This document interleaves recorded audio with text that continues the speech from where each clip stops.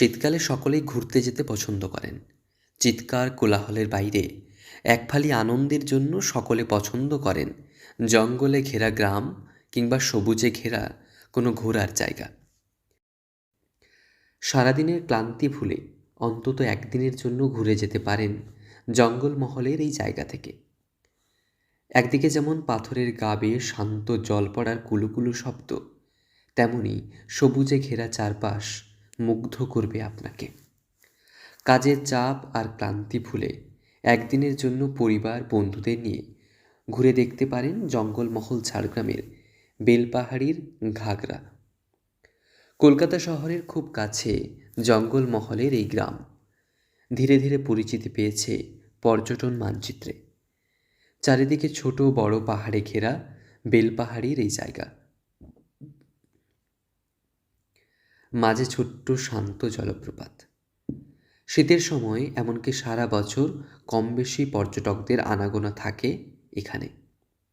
কালো পাথরের গা বেয়ে ঝরে পড়ছে ঝর্ণার জল, যা ভুলিয়ে দেবে আপনার সারা দিনের ক্লান্তিকে।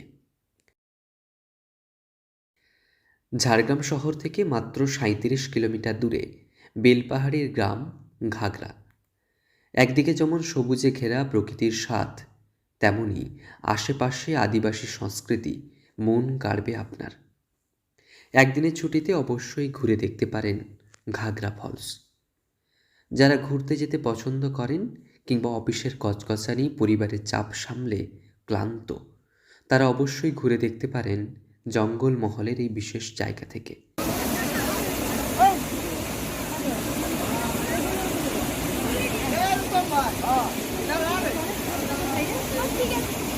আমরা বন্ধুবান্ধবরা মিলে এসেছিলাম এখানটায় ঘাগড়াতে। খুবই ভালো মনোরম দৃশ্য, খুব ভালো জায়গা, খুব ভালো পরিবেশ। পাহাড়ের মধ্যে দিয়ে ঝর্ণা বয়ে গেছে, খুব মনোরম দৃশ্য।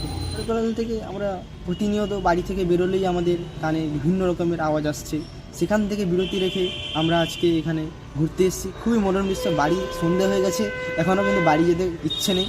এখানেই রয়েছে পিকনিক করার ব্যবস্থাও। সারাদিন এখানে কাটিয়ে ফের ফিরতে পারবেন নিজেদের গন্তব্যে।